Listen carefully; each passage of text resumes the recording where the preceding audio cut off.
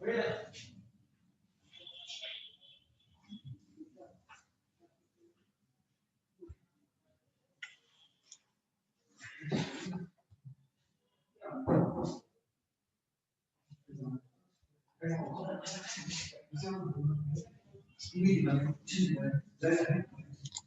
Dear everybody, मेरी आवाज आ रही है? मेरी आवाज आ रही है? somebody say yes. Sir. Okay.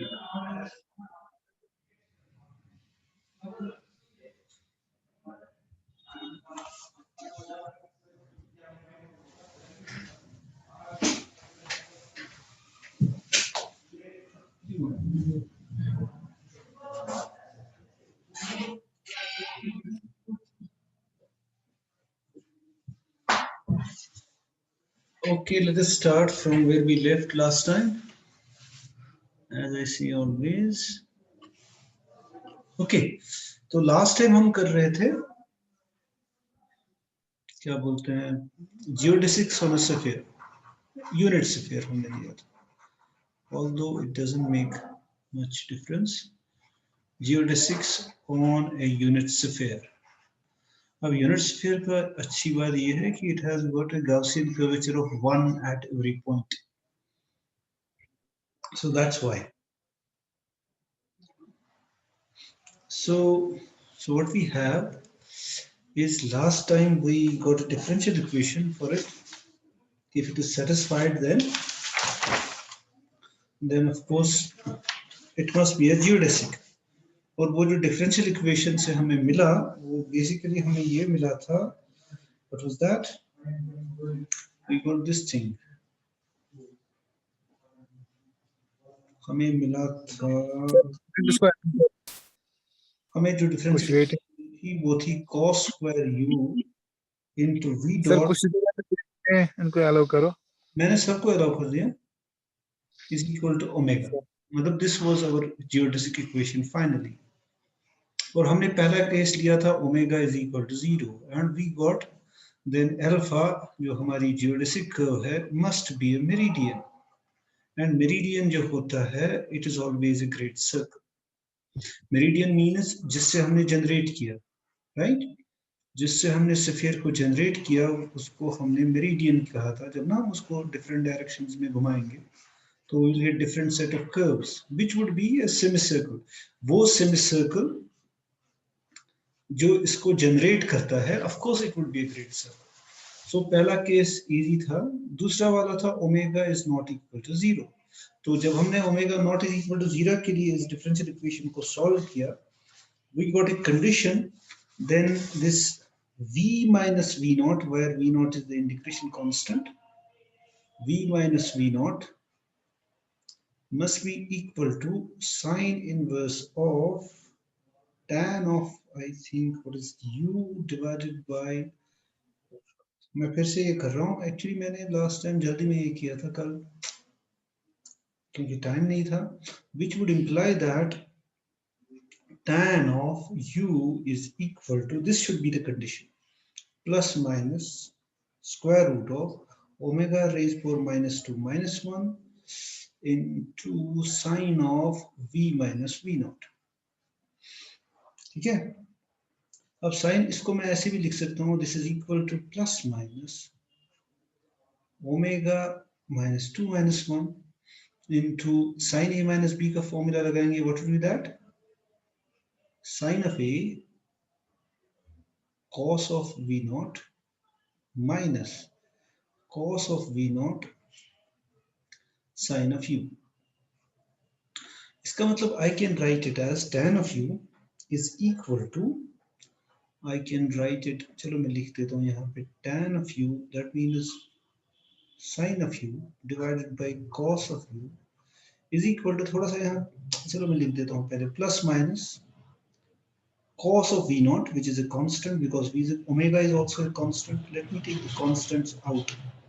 Minus 1, this is a constant, multiplied by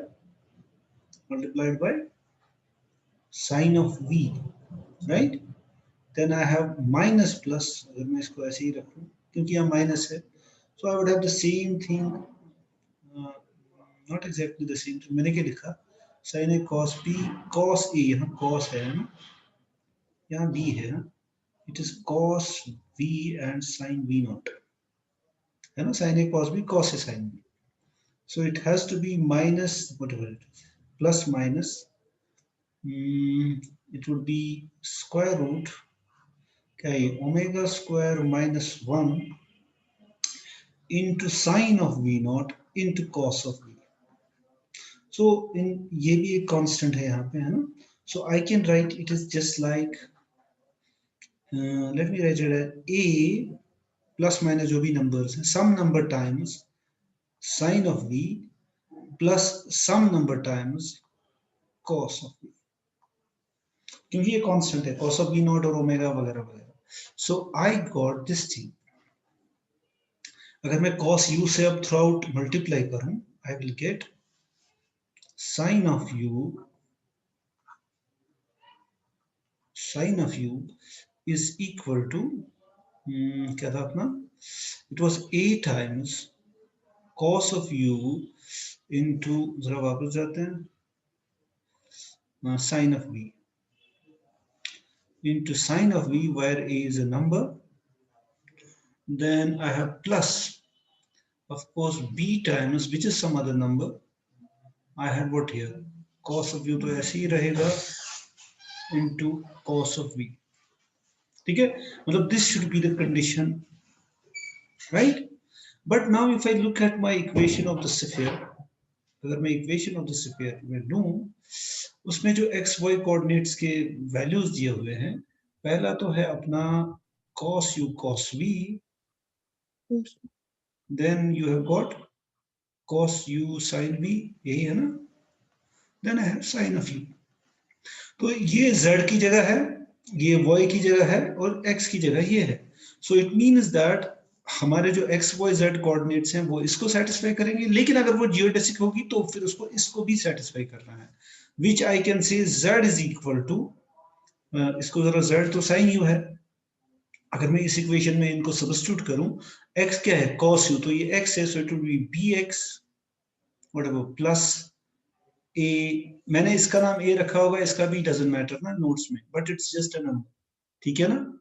अब अगर मैं ये इक्वेशन देखूं, यानी अगर कोई सरफेस पे कोई जियोडेसिक है तो उसके एक्स वाई जेड कोऑर्डिनेट्स इसको सेटिस्फाई करना चाहिए, लेकिन क्योंकि वो सरफेस पर भी है तो इसलिए उस एक्स वाई जेड कोऑर्डिनेट को सरफेस की इक्वेशन को भी सेटिस्फाई करना चाहिए. यानी जो जियोडेसिक है, it must, in addition to surface satisfying the equation of the sphere, must satisfy this, which is the equation of the plane, through origin. मतलब this is a plane which satisfies 0 0, plane through origin. तो मेरे कहने का मतलब है, our curve must lie on the sphere as well as on this plane which goes through the origin. Now imagine what I have. I have got a sphere here, जो जिसका centre है, मतलब जिसका सेंटर ओरिजिन है, right? And then I have a plane which intersects, which goes through the origin, और मेरी curve जो है, it has to be, what is the intersection of a plane which contains the origin and the sphere which has center as the origin? It would be a circle. पहले तो plane और उसका हमेशा circle होता है, लेकिन अगर वो सेंटर में से पास होता है वो प्लेन किसी स्फीयर के, तो it would always be a great circle. Therefore जो हमारी जियोडेसिक है, it should be part of a great circle. तो on the sphere, geodesics are exactly the great circles. Means the shortest distance between 2 points on a sphere must go along the great circle of that sphere. तो ये actually कल का थोड़ा रह गया था. Now let's move geodesics on a general surface of revolution, मतलब which would include the sphere. तो थ्योरम हमारा ये है, on a surface of revolution,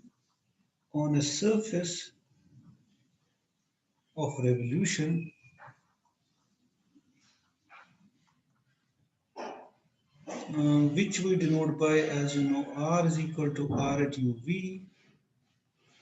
हमने उसका एक जनरल फॉर्म जो पहले निकाला था, हम ये वाला फॉर्म यूज करेंगे, h of u cos of v, h of u sin of v, and then I have f of u. So this is our generalized, this is the general equation of the surface of revolution. Of course, अगर मैं लूँ h of u को cos of u और f of u को sin of u, then it becomes a sphere. Nevertheless, तो ये more general है. उसके लिए हमारा जो surface of revolution के लिए, every meridian is a geodesic. Every meridian is a geodesic.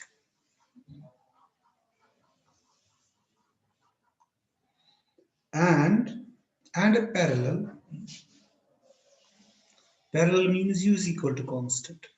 U equal to u naught. Say parallel तभी geodesic होगी, is a geodesic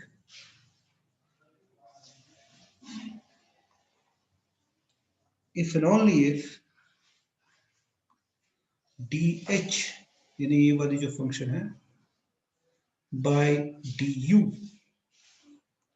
is equal to 0 for u equal to u naught. यानी उस curve पे ये equation satisfy होनी चाहिए, यानी ये डेरिवेटिव 0 होना चाहिए. प्रूफ, पहले मैं जरा इसको रिकॉल कर लूं. जनरल सरफेस ऑफ रेवोल्यूशन जो है हमारी, कहां गया है? तो हमारी जो जनरल सरफेस ऑफ रेवोल्यूशन है वो ये है. तो मेरे पास 3 डायमेंशनल स्पेस है, मैंने एक कर्व ली, लेट्स ऐसे में लेता हूं, तो अगर मैं इसको घुमाऊंगा अबाउट z एक्सिस, तो आई will get a surface of revolution like this मटका. अब अगर ये कर्व्स में लूं, जो ना जनरेटिंग कर्व्स है, ये हर जगह ऐसे ही होंगी, यहां से भी ऐसे ही होगी, जो ना इसका एक, ये सारी कर्व्स है ना, इनको हम मेरिडियंस बोलते हैं. मेरिडियंस, ये जो जनरेट इसको करती है ना, घूमती रहती है कर्व्स, वो हर जगह जो जो जहां भी पहुंचेंगी उनको हम मेरिडियंस कहेंगे. तो हर जगह एक मेरिडियन होगी, ठीक है. लेकिन अगर मैं सर्कल्स लूं, इनको हम बोलते हैं पैरेलल्स. हर पॉइंट पे इसका एक सर्कल हो पैरेलल टू द प्लेन, तो इनको हम बोलते हैं पैरेलल्स. तो अब हमारा थ्योरम कहता है ये जो ये मेरिडियन है ये हमेशा जियोडेसिक होगी, लेकिन वो वाली पैरेलल्स भी जियोडेसिक होगी जिनके लिए when we differentiate this function h with respect to u, तो वो 0 आएगा. सो ऑफ कोर्स ये जो मेरिडियन होता है, ये होता है v is equal to constant, और पैरेलल होती है u is equal to constant. They are the parametric curves as well as the what you call lines of curvature. Okay, now let's start. So proof के लिए जैसा कि हम शुरुआत में कहेंगे, the equation of the surface of revolution is given by of the general surface of revolution is given by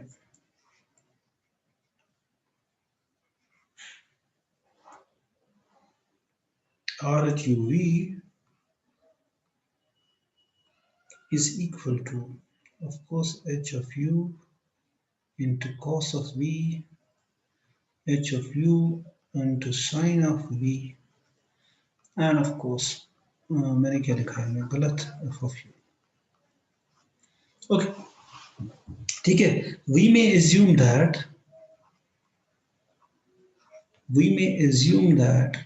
चलो मैं ये लिख देता हूं, h is positive, यानी h of u is, जो भी पैरामीटर वैल्यूज है उसके लिए इसको मैं पॉजिटिव मान सकता हूं. And we may also assume that, वो मैं भी बताऊंगा हम ऐसे क्यों कर सकते हैं, assume that dh by du का whole square plus df by du का whole square is equal to 1. वो हम क्यों कर सकते हैं, by choosing a profile curve which is unit speed. by choosing a unit speed profile curve. देखो इसका मतलब प्रोफाइल कर्व जो इसकी होती है वो होती है या generating curve by choosing a unit speed generating curve और प्रोफाइल कर्व कौन सी, अगर मैं लूँ ये ऐसी HFU 0 जैसे कि हमने लास्ट टाइम लिया था जब हमने generating this was our profile curve, अगर मैं ये मान लूँ उससे कोई फर्क नहीं पड़ेगा, अगर मैं मान लूँ इसकी स्पीड 1 है यूनिट प्रोफाइल कर्व की, नो इशू, उससे वो कर्व तो वही रहेगी, हमारी सरफेस तो वही जनरेट होगी, क्या फर्क पड़ता है।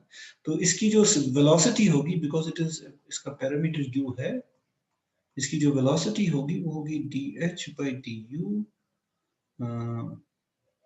होगा ना ये, इसकी वेलोसिटी होगी r@u is equal to h dh/du 0 and df/du, और once you put the condition that इसकी जो स्पीड है r dot u square is equal to 1, it would imply that yeah a is equal to 1, एक ही बात है। so d by du का square, ये तो एक कंडीशन हुई, प्लस df/du का स्क्वायर इज इक्वल टू 1, ये तो एक हम कर सकते हैं by choosing unit speed curve. दूसरा मैंने कहा कि हम इस फंक्शन को पॉजिटिव ले सकते हैं। What is this function, this is the x coordinate of the profile curve. तो x coordinate of the profile curve को हम आराम से पॉजिटिव ले सकते हैं, नो इश्यू है ना, क्योंकि मेरी जो प्रोफाइल कर्व है वो थी actually what was that zx plane में था ना, मैंने इसको x लिया था, ये z, तो it is the x coordinate of the profile curve, है ना। तो x कोऑर्डिनेट और मैं प्रोफाइल कर्व को यहां लूंगा, ठीक है ना, मैं यहाँ भी ले सकता हूँ, लेकिन मैं जानबूझ के, मतलब इट्स नो बिग डील कि वैसे मैंने यही ली थी जब, लेकिन देयर वाज नो इशू, मैं यहाँ भी हो सकती थी, लेकिन मैं सपोज वो नहीं है, सपोज कर्व यहाँ पे थी, तो मतलब अगर मैं इसको यहाँ शिफ्ट कर लूँ, मतलब अगर मैं इसको शिफ्ट करूँ, जो हमारा जो सरफेस है, सरफेस ऑफ जनरेशन, उससे उसको कोई फर्क नहीं पड़ेगा। अगर वो नेगेटिव होती और मैं उसको पॉजिटिव बनाऊंगा तो मेरी जो जनरेटिंग सरफेस है उससे कोई फर्क नहीं पड़ेगा। ओके, सो मैं h को पॉजिटिव ले सकता हूँ और इसको 1 without any loss of generality. Okay, now we know that, अब हमें जियोडेसिक इक्वेशंस का यूज करना है। We know that for a surface of revolution, ये हम कर चुके हैं, इसकी जो फर्स्ट ऑर्डर फंडामेंटल मैग्नीट्यूड्स है, सरफेस ऑफ रेवोल्यूशन जो हमारा E है वो 1 होगा, F 0 होगा जैसा कि वहां था, लेकिन यहाँ पे जो वहां पे cos स्क्वायर u था, यहाँ पे f स्क्वायर f u का होल स्क्वायर होगा, नहीं h का cos था ना वहां पे, राइट। सो g होगा h u का whole square, you can easily find them also, मतलब there is no problem. So now we will impose our geodesic equations. Okay, now from the geodesic equation,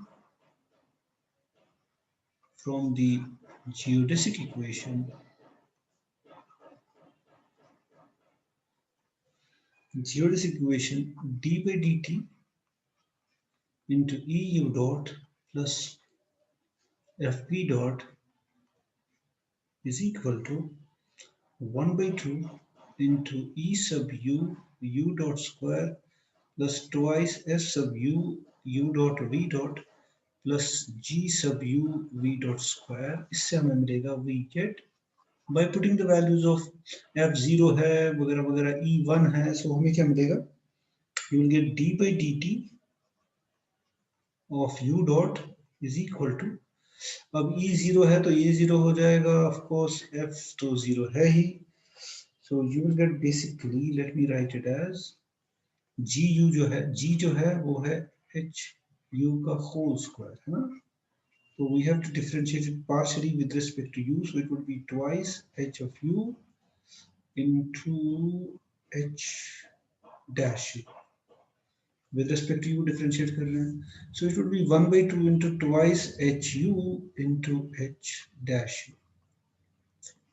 So that is u double dot यानी दो बार differentiation अगर करें is equal to पहली geodesic equation से हमें ये मिलेगा. Okay. Okay, once we have done that, and from the second one क्या थी? d by dt of fu dot plus gv dot is equal to 1/2 into e sub v u dot square plus twice f sub v, sorry, हालांकि कोई फर्क नहीं पड़ता, वो zero है, g sub v dot square.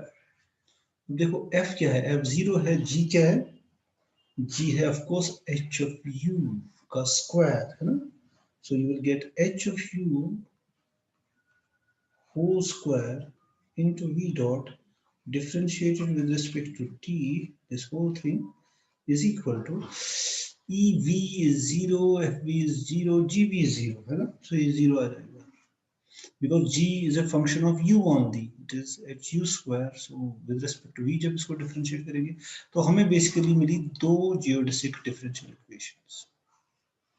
पिछले वाले में हमने एक ही यूज की because first one is automatically satisfied sphere में ना, जियोडेसिक अगर great circles would always satisfy the first equation, लेकिन यहाँ पे हमें दोनों को चेक करना है. Let's call this first and second. हम देखेंगे जब हम इन दो इक्वेशंस को इंपोज करेंगे ऑन एनी कर्व तो उस वो क्या होनी चाहिए, वो तभी वो जियोडेसिक होगी जब वो इन दोनों को सेटिस्फाई करेगा. Okay, now on a meridian पहले हम देखते हैं, हमें दिखाना है मेरिडियन जियोडेसिक है. तो अगर मेरिडियन है, मेरिडियन का मतलब होता है v is equal to constant. जब मैं v को फिक्स करूंगा आई गेट अ मेरिडियन. सो अगर v कांस्टेंट है तो v डॉट जीरो होगा, राइट.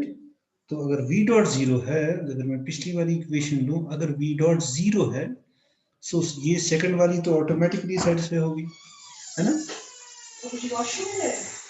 पता नहीं मैं इसमें ओके. तो अगर v डॉट जीरो है, so for a meridian v dot is equal to 0, which means therefore second equation is obviously satisfied. Is obviously satisfied.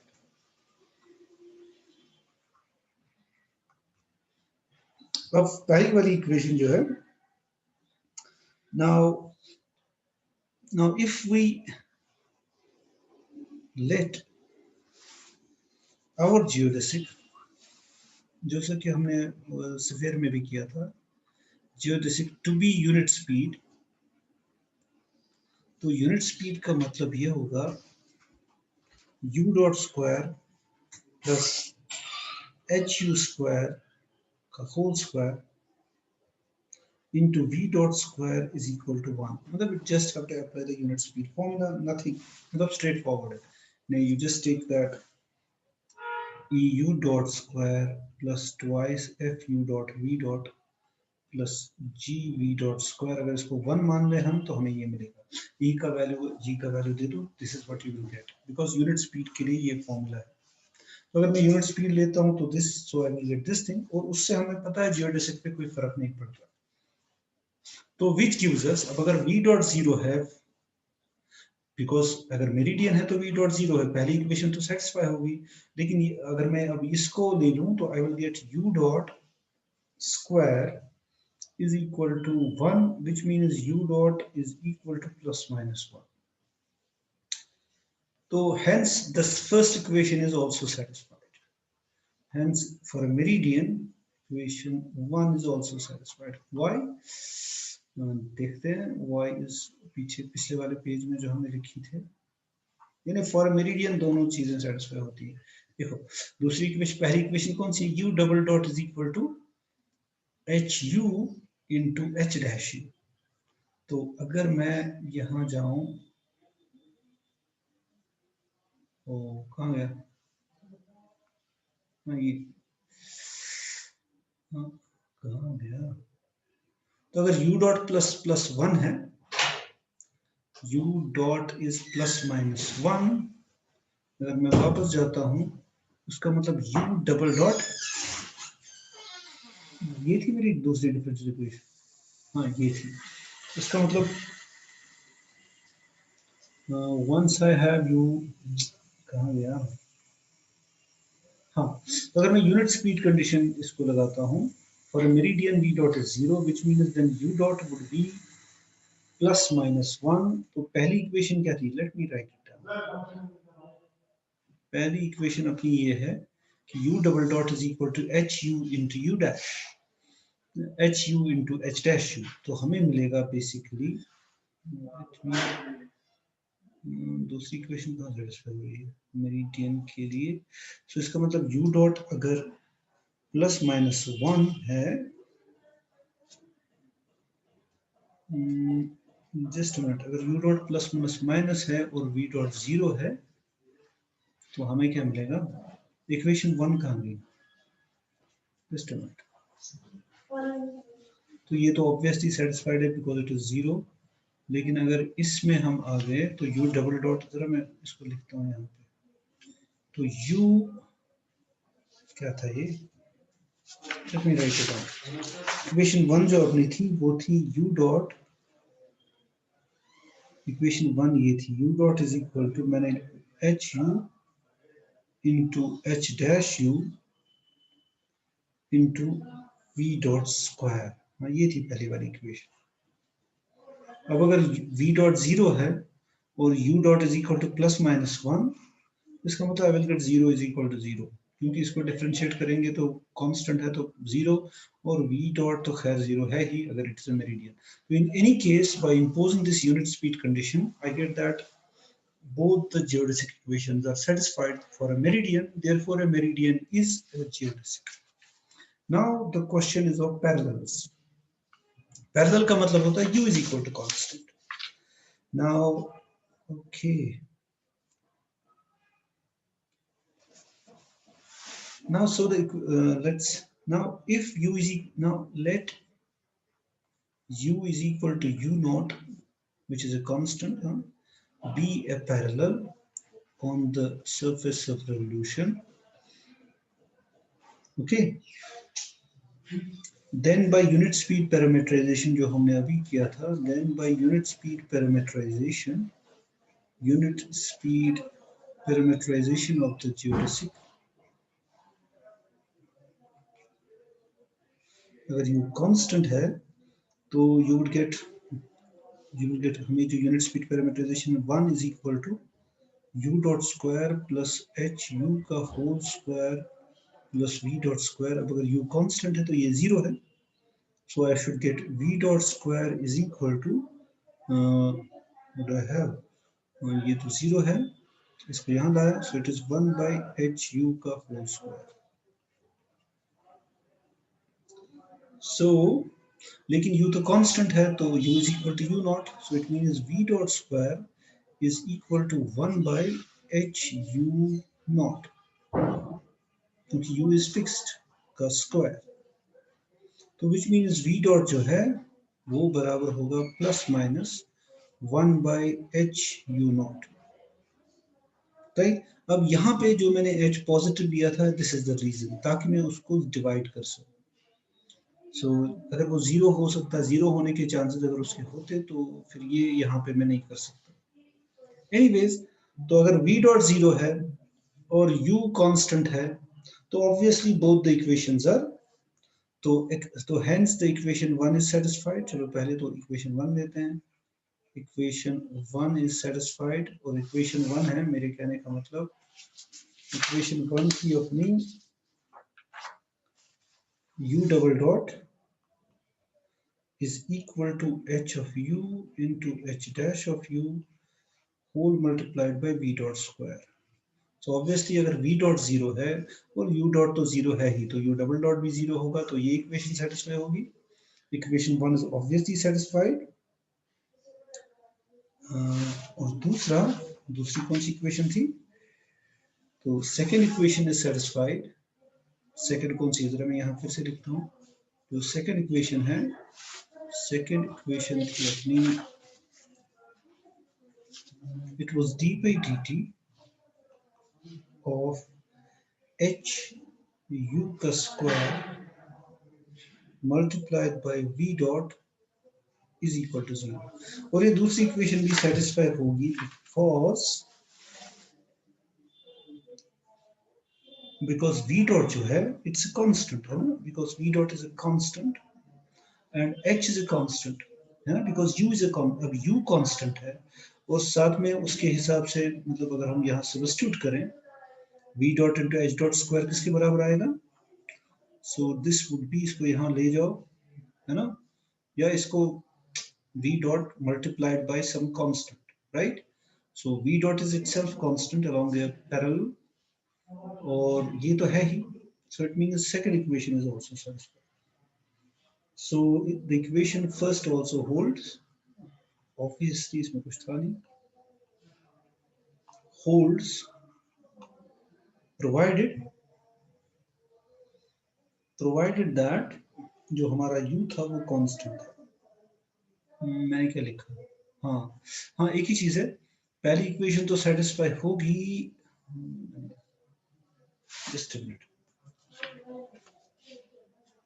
हाँ क्योंकि ये जो h डैश u है ये 0 है और v डॉट कांस्टेंट है तो ये 0 होगा, u डॉट, हाँ ये भी सेटिस्फाई होती है ऑफ कोर्स, ये भी देख हमने, हाँ ठीक है, ये भी सेटिस्फाई होगी और ये भी सेटिस्फाई होगी, दोनों इक्वेशंस. ओके सो ये इसको छोड़ते हैं, और अगर इसके रिगार्डिंग मुझे कुछ मतलब एक्चुअली इसको क्लास में होना चाहिए था, नेवर माइंड, अब ऐसे है वैसे है. उसके बाद जो हमारा है एक और थ्योरम है, what we call Clairaut's theorem. It's again about the geodesics on a surface of revolution. Clairaut's theorem, ऐसा है कुछ पता नहीं, यहाँ आई है, ये थोड़ा लंबा है, कुछ मिनट है उसके बाद देखेंगे. ओके ये थोड़ा लंबा है इसका statement. Let alpha be a geodesic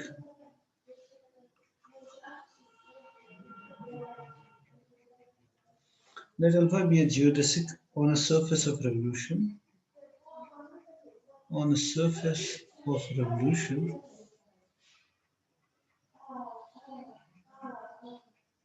on a surface of revolution S, and let ये थोड़ा सा, let rho be the distance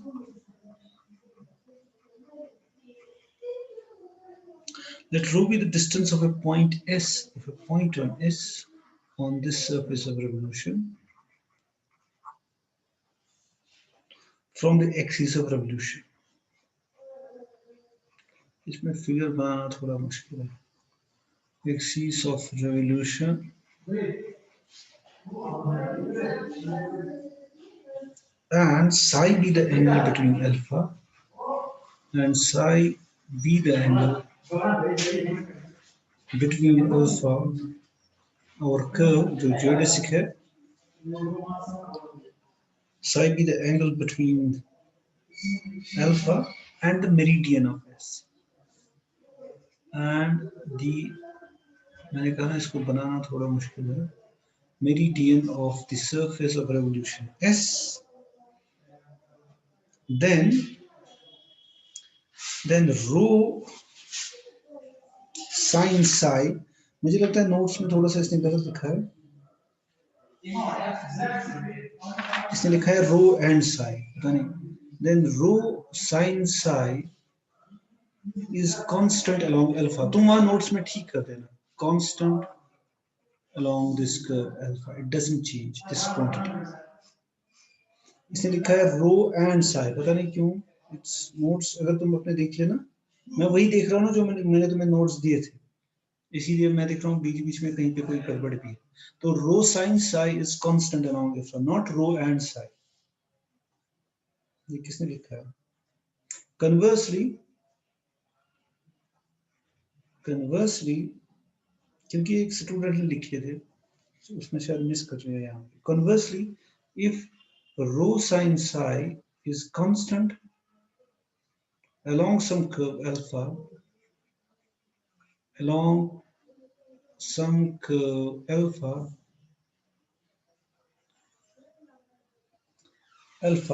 and no part of alpha, and no part of alpha is part of parallel, no part of alpha is some part of parallel of S, some part of a parallel of S, then alpha is a geodesy. Parallel is then alpha parallel of S, then alpha is a geodesy. Actually, it's sort of an if and only if condition. अब चूंकि एक side पे ये extra condition है that alpha should not be part of a parallel, otherwise अगर ये हटा दें तो ये बन जाता है if and only if. अगर rho sinus alpha constant है along that curve, then it must be a geodesic.